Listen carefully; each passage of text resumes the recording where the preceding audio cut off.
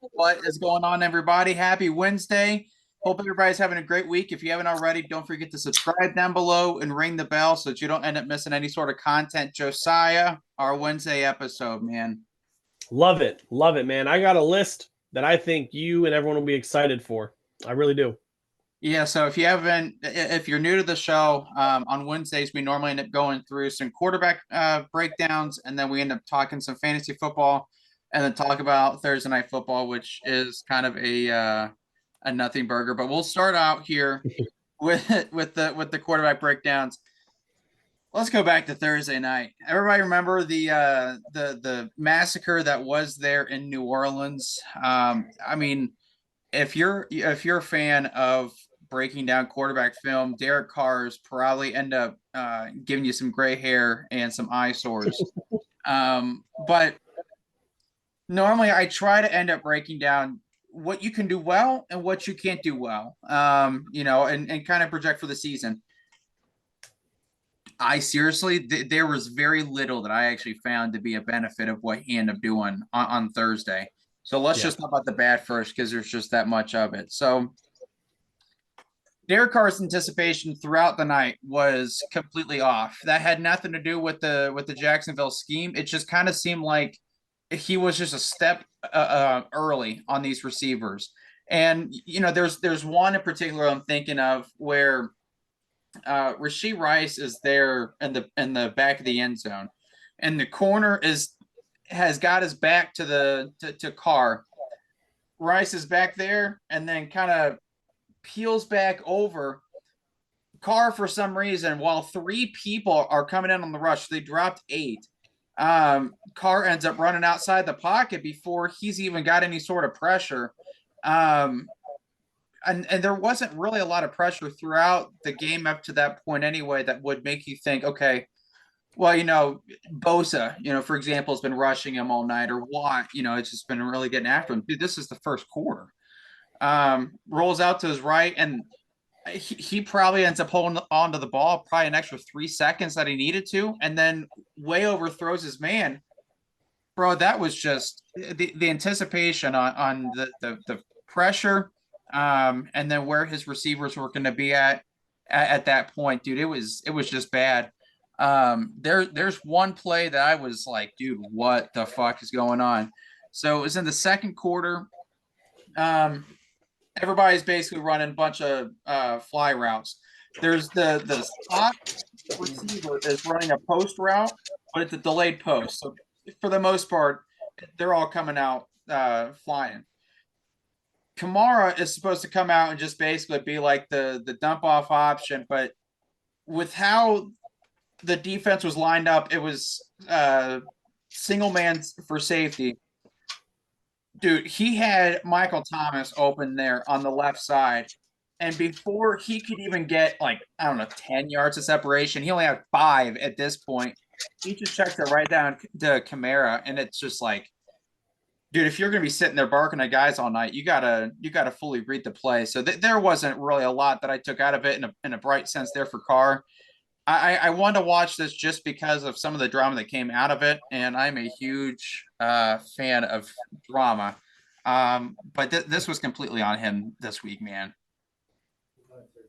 Absolutely. Especially, I still can't get over the fact he yelled at Olave for overthrowing the ball out of bounds. But I guess Olave should have kept speeding the way he likes to in his cars. I mean, they weren't getting a lot of separation, to be fair. It just kind of seemed like Carr just wasn't even allowing them to get open. There were a couple throws that he made that I'm like, where are you throwing that ball to? And at one point, Olave was even clapping his hands, they're saying, hey, I'm wide open. I don't have a guy within 10 yards of me. And believe it, with all of that, I did see today that Olave still has the most targets without a drop in the league currently. I didn't know he didn't have a drop yet to his name. Yeah. He's been playing good football, even though Carr's been playing bad football. Well, and that's kind of the thing with the offense in general. The Saints offense hasn't really been great. Some people, like myself, actually, were just thinking, okay, well, when you stick Kamara back into this offense, it's going to get a little bit better, and it just hasn't, man. It really hasn't. 27 touches again for it, just whatever. But Let's get to Monday night. Kirk Cousins, we talked about him quite a bit yesterday. If you have been watching ESPN at all since Monday night, you probably have already heard about how great of a game Kirk Cousins ended up happening. But I want to break down his stuff because, A, they were without Justin Jefferson. So how do you go up against the Niners defense without Justin Jefferson and you look like that? So I want to see if it was scheme, Kirk, or the Niners defense just not being either on the same page or lining up incorrectly. The answer to that was yes. It was all three. So let me explain. There were a lot of times there. So on third down, they kept showing it there on the broadcast, but they would bring or like how good Kirk was there on third down passing. I believe they ended up picking up 8 first downs there on third downs. So a lot of times they would end up calling in the tight end to end up pulling in for an extra blocker there. So basically giving you 6 guys there on the line, gave them a little bit of extra time to end up throwing the ball. So that's what I mean. Like there were some scheme things that kind of made it to where third down was a lot easier for Kirk on Monday.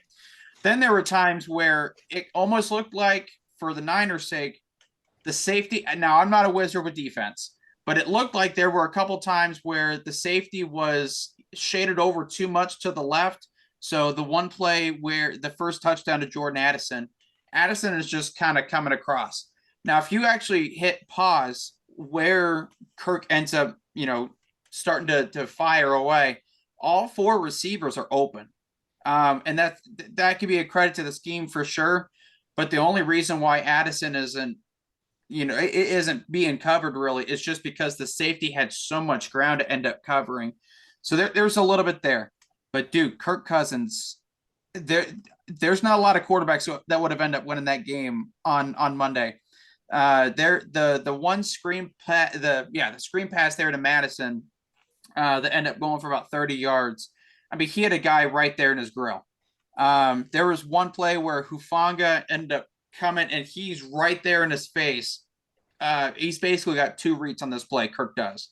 So he's got a slot receiver that's coming out, and then he's got a slant with Addison there coming over the middle. And with Hufanga there right in his face and all that luscious hair, he's just able to throw an absolute strike.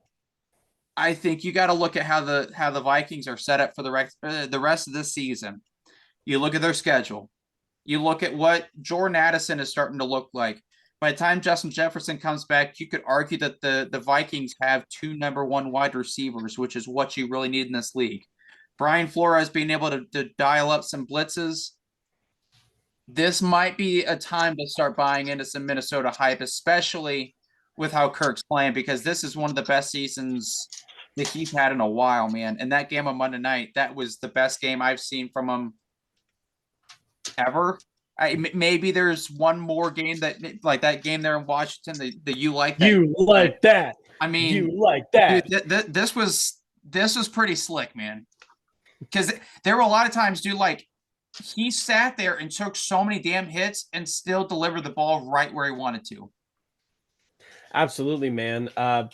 From that game, we were talking yesterday about it that, the Vikings have a pretty favorable schedule moving forward that's going to work great with that offense. They don't need Justin Jefferson if Kirk Cousins keeps playing at the level he has been. Yep.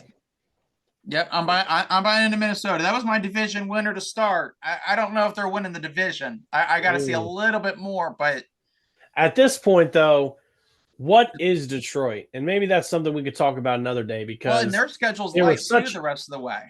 It is, but they were such a promising team, and then they fell flat on their face this week. Like it shocked everybody. It shocked us. Yeah, we'll watch it as time ends up going on here.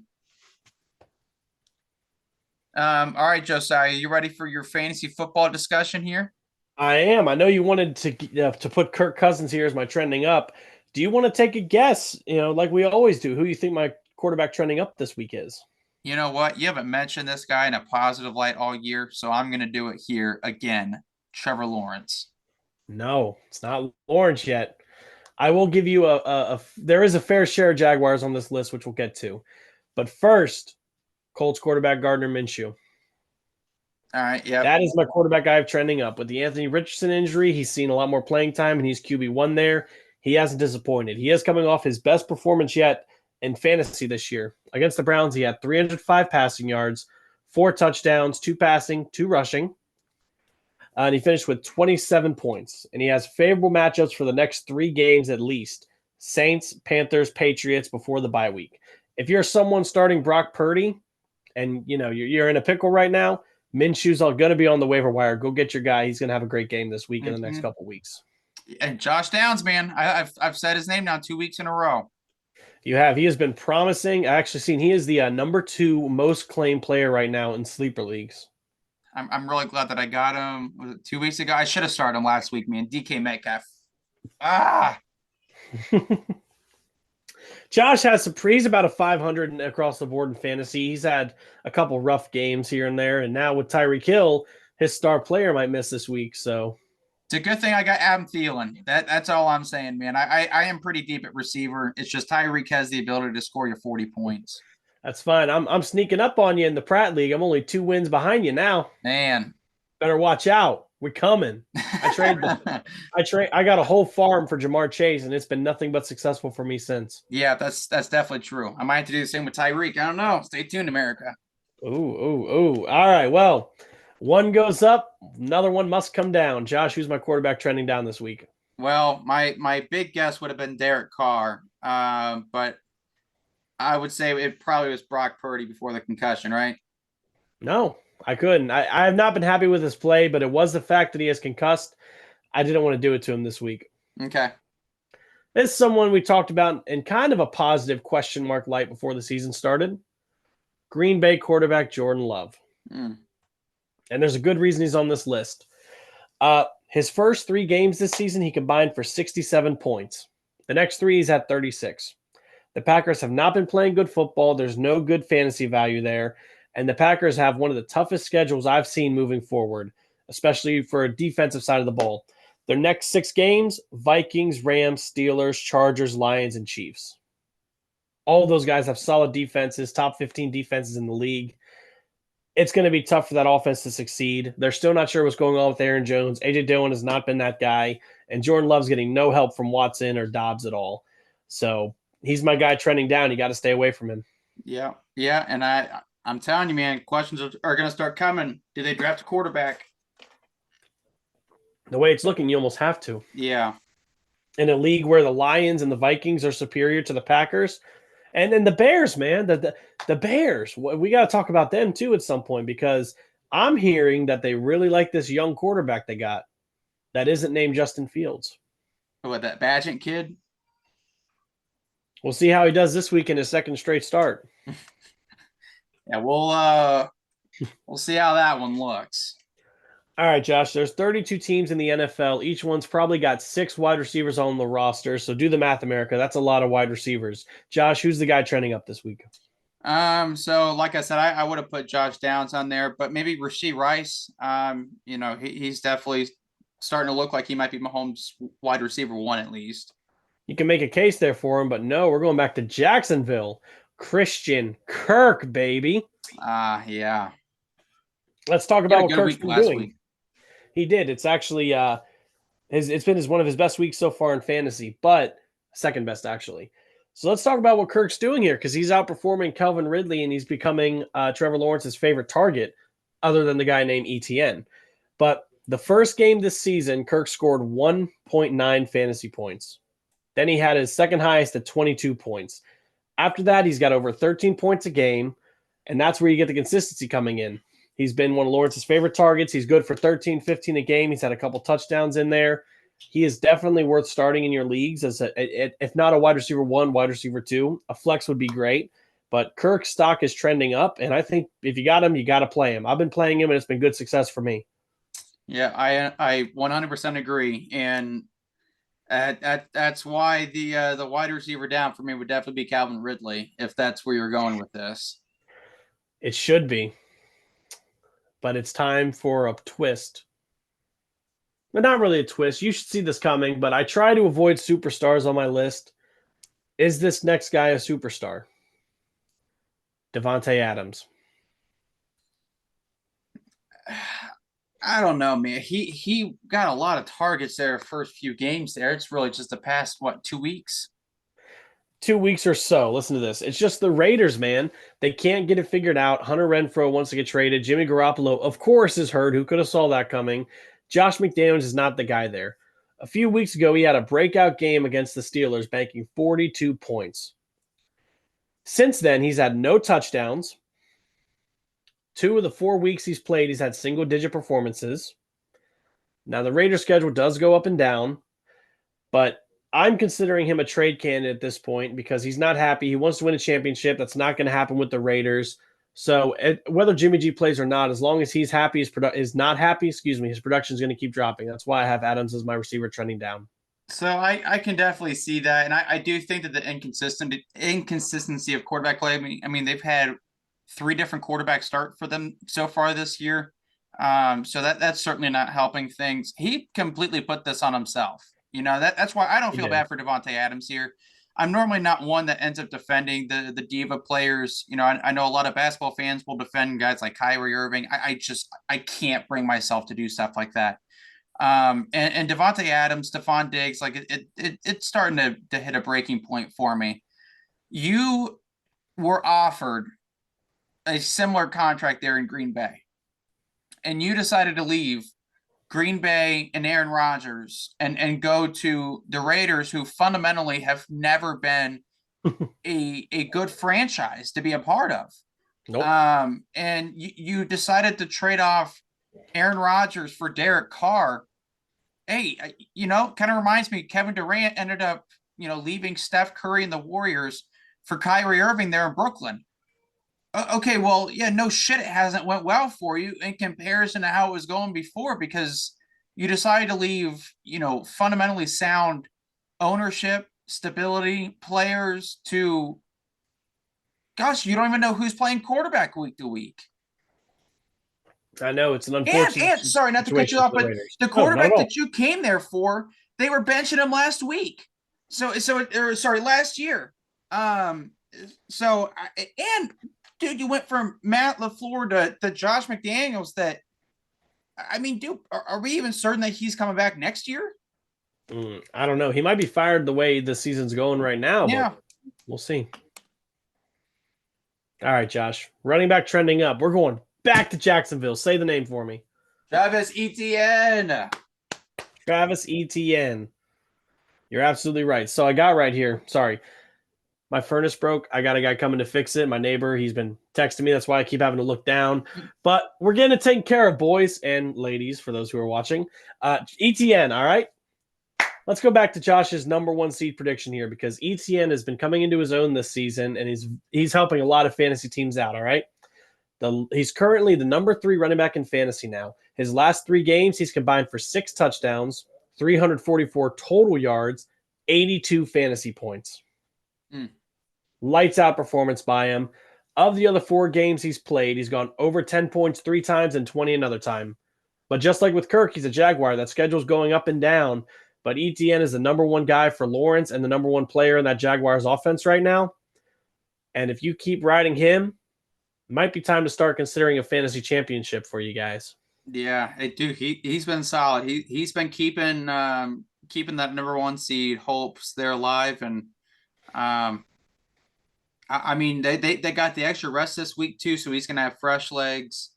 I expect him to end up having a big week here. Man, Josh, you want to take a guess at my running back trending down? It's not a shocker if you know football, but for a lot of fans, I guess it's gonna hurt them to hear this name. That makes me think it's a bigger name, because I was gonna say James Cook there for Buffalo.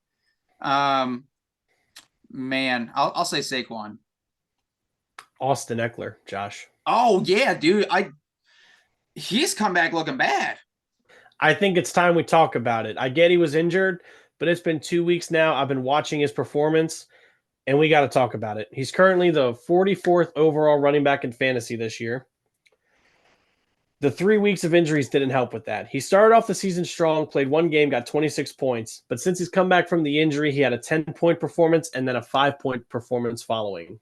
I get it takes a while to get up to speed, but this is Austin Ekeler we're talking about. This is uncharted waters for him. He's been a fantasy consistent for 3 years in a row, an easy first-round pick, and in some leagues, number 1 overall. The Chargers do have an easier schedule moving forward, and it's going to be hard to bench this guy. But you got to ask yourself, is he worth starting in that spot at this point? But look who they got for the rest of the schedule. They have some tough defenses here: Jets, Lions, Ravens, Bills, and Chiefs. Those are going to be the hardest 5 games for them. The rest, Ekeler should have success on. But Josh, he's been such a disappointment. I don't know if we can back him up as a starting running back now, which is why I have him trending down. Yeah. I do wonder how the rest of their season is going to look just in general. Are they going to try to grow Quentin Johnston a little bit more than what they have? Are they going to just kind of throw in the tank? I don't know. Their season's been so strange. They weren't a team that we picked to make the playoffs, but a lot of people did think that they were going to. I feel this happens every few years, though, like a running back specifically, that everybody drafts, 1, 2, or 3, and that player just has an abysmal season. I got hit with the Le'Veon Bell one. Damn, dude, that feels like forever ago, 6, 7 years now, I guess. Yeah. And I was fucked. I took him with the 2nd overall pick, and he played 1 game. That was the year he held out, right? Yep. See, yeah. So I guess he didn't even play 1 game. I took him number 2 overall. He didn't play. But then, he comes out, he gets a new contract with another team, completely shits the bed. That's what we see with these running backs. I don't know what they don't understand about that. But the older they get, the worse they get in fantasy and playing, and that's just the fact of the running back position. 2 names that I want to put out there for potential ones here in the future. Josh Jacobs is starting to get on his bullshit again. With this production, and I'm telling you, it's Josh McDaniels. No one wants to play good football in the Raiders. They're all upset. It's demoralizing to that offense, and that's the reason you're seeing these players in a decline. What about Jonathan Taylor too? I'm not ready to. Taylor missed some time to start with the injury and the holdout, but he did get his first touchdown. He's starting to get his sea legs back. So okay, let's wait to see what happens. He's still got a couple years on that contract. I'm not ready to ship the boat out on Taylor yet. He was one I considered putting here for trending up, actually. Really? Just because he did get that touchdown. He's going in the right direction. He's seeing more touches, but we haven't talked ETN. How could I not put ETN on this list? It feels like he's getting, I try to avoid superstars, but we didn't really consider him a superstar. But now we're getting to that point. Is he the best player in that Jacksonville offense? Besides Trevor Lawrence, absolutely. Maybe better than Trevor Lawrence, Josh. Let's go to Buffalo for our tight end trending up here. It's got to be Dalton Kincaid, and a big part of that is the injury to Dawson Knox. They're not sure how much time he's going to miss with the wrist injury, but he does require surgery. So I would expect 2 to 3 weeks at a minimum, which means Kincaid is going to get a lot more reps. We do have Buffalo playing tomorrow against the Bucs. We'll give you our predictions for that in a sec. So I wanted to make sure that you guys get the word out on Kincaid ahead of time that if you got him and you have to play him. He's trending up. And the thing with the Bills and Josh Allen is they've had a roller coaster season, a 4-3 team. This could be a team that could go out tomorrow, have over 400 offensive yards, or they're going to lay an egg and have less than 200. We just don't know. But one thing Josh Allen does well is extend plays and find the open guy, and I think Kincaid's going to have a breakout game tomorrow. I could definitely see that. He's had his ups and downs throughout the season, but obviously getting the full target share there. I actually try to see if he was still available in my league because Zach Ertz is now on the IR. So if you're looking for a replacement like that, man, that's tight ends are hard, man. They're hard, but you might be able to actually get him in a trade as like an add-in package almost, and maybe able to get him at a lower price. Yeah, I actually shipped out Kincaid in the 2nd round pick in 2024 in a sleeper league yesterday for Mark Andrews. Oh, wow. Look at you. Yeah, look at me making moves going for the Ravens. All my eggs in one basket. But back to Kincaid. All season, he's averaged between 3 points and 7 points a game. This last game, obviously getting the majority of share snaps, 15 points. So very satisfying play there for the tight end. Yep, I like it. All right, Josh. Tight end trending down. Before you guess, for the first time ever on this list, I am featuring a player we've already mentioned before, and this player was trending up last time we talked about it. Oh, wow. Look at you over here. I don't know if you've ever had him trending up, but No, because I don't think Waller's gonna be playing this week. Man, Kittle. No, we had Oh, Kittle you trending mentioned down Kittle at in a one bad point. one. He did, yeah. I'll give you a hint. He scored 0 fantasy points this week. 0? 0. I don't think I'm tracking that. Cole Kmet. Wow, How I Can Met Your Mother might be in some trouble here. So a few weeks ago, let me actually see this. So yeah, week 5, I had him trending up after his 2-touchdown performance against Denver. You can go back and watch that video. I warned you to use caution because we saw him do this last year. He had a couple pop-off games for 19, 20 points. Then he'd go 2 or 3 games with 5 points, pop off in another for 17. So he had that great performance against Denver. And since then, the last 2 games he played, he scored 15 points last week. Or I'm sorry, 3 weeks ago. 2 points last week, 0 points this week. So I don't know if it's the quarterback play. I don't know if it's the new offensive scheme that's going on, but Kmet is not getting the targets. He's not getting the looks, and his fantasy value is dropping drastically. He's one of those guys that's inconsistent at this point. He could be great for your fantasy team, or he could shoot you in the foot. In this case, I saw him shoot a couple guys in the foot. Yeah, that. So unless Kmet can change it, he's trending down, Josh. Use caution, like I said before, when he was trending up. Isn't that so weird that he wouldn't score anything though, too? Because I mean, if you think like with younger quarterbacks, they normally like to go to tight ends. So maybe that's why the Bears are liking Tyson Bagent, because he was going for more of the aggressive throws and extending the plays rather than looking for your tight end. Or maybe we'd have to go back and watch the tape. Maybe Kmet was just blocking all game. We don't know. But 0 points in fantasy is not a good thing to be a trending up player. If you think about it, could the Bears be in a situation where they're like Justin Fields or Bagent? If Bagent goes out there, let's just say this Sunday, who do they play here? I have it in my notes.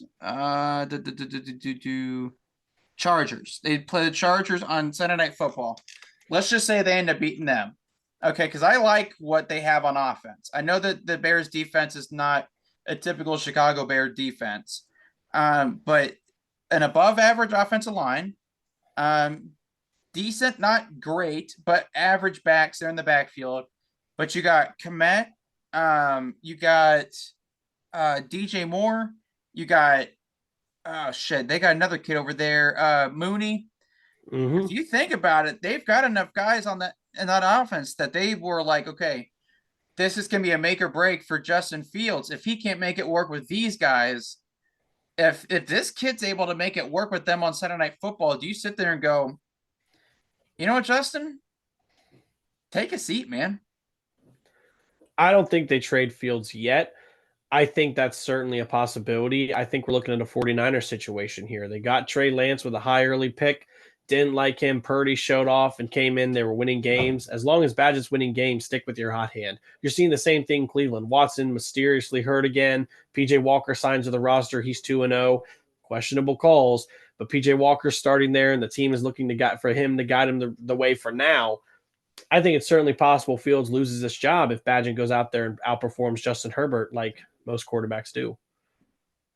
Did you say like most quarterbacks do?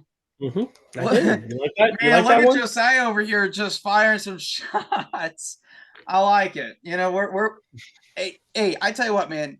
I just appreciate the fact that I finally have somebody else that you know is in my corner. You know, I've been fighting these battles, you know, by myself. You have. I was a very big advocate for Justin Herbert in the offseason. I had him in the top 5 of the quarterbacks.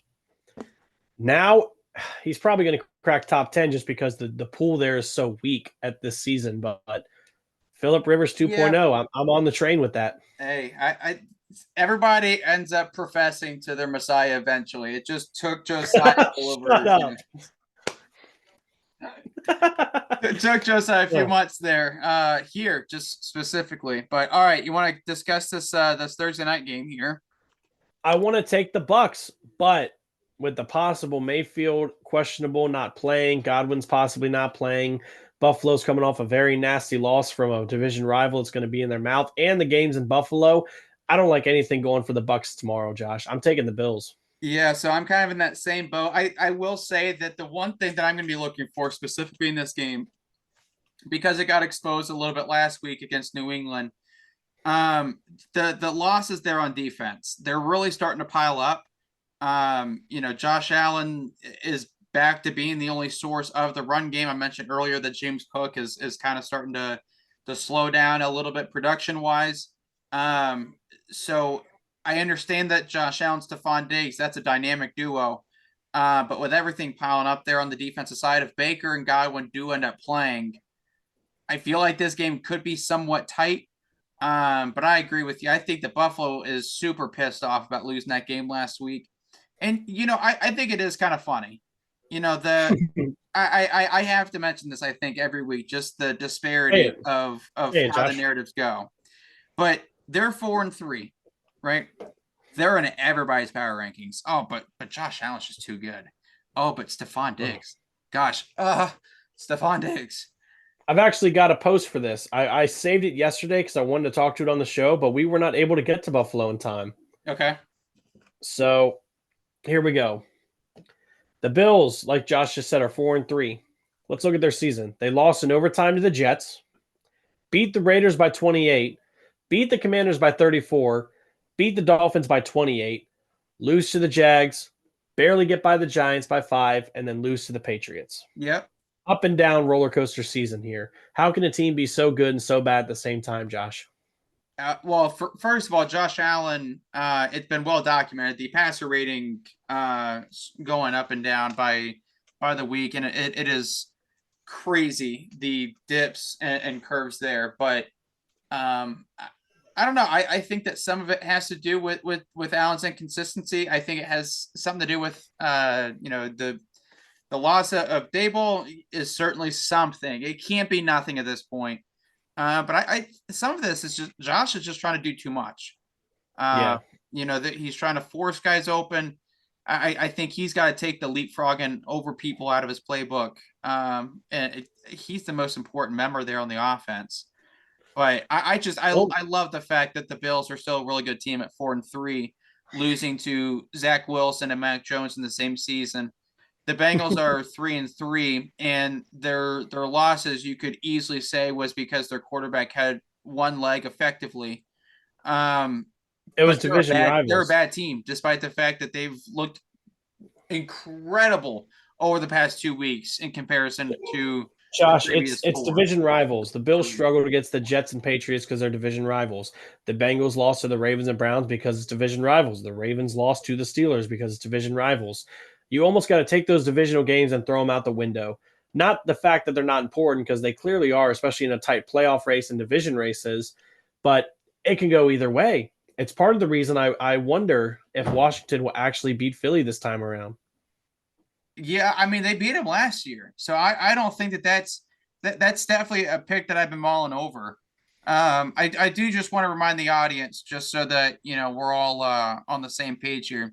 Burrow, after the bye week, the last 2 seasons here, this is all just in the regular season. Oh, here we go with the propaganda. So 5-2 after the bye week in 2021, 7-0 last year. We didn't lose until the AFC Championship game there in Burrowhead.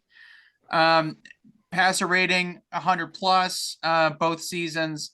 Burrow's touchdown interception ratio is tremendous, about 15 to 4 on average. And then averaging a little over 300 yards per game on offense. The bye week is something that we've been looking forward to. So I can't wait for that Cincinnati Buffalo game. I can't wait to hear the propaganda that's going to be spewed. Well, Josh, the Bengals' next 4 games are the Niners, Bills, Texans, and Ravens. All of those are going to be much closer than you think, and the Bengals have a very real shot, close, except for that Buffalo drop game. All those. That Buffalo game won't be close. I want to give it to you, but I'm not sure yet. Join us next week to find out. I was going to say, we've only watched 2 iterations of that, but all right, Josiah, anything else here before we let the people go? I think we're good, guys. Let us know what you think of the fantasy trending up and down. And hey, let us know if you won this week if you're listening to me, because I sure did. Hey, I mean, Josiah's giving picks to everybody, making people money, which is what you need. If you haven't already, guys, don't forget to subscribe down below, ring the bell so that you don't end up missing any sort of content. The trade deadline is approaching. So does J&J in the evenings have a secret video coming out? Ooh. Might want to ring the bell, just so that you don't end up missing that. But anyway, we'll catch y'all back on Friday. Who Dey, play Joe, and let's go Damar Hamlin. Lamar Jackson, MVP 2023. Take us out.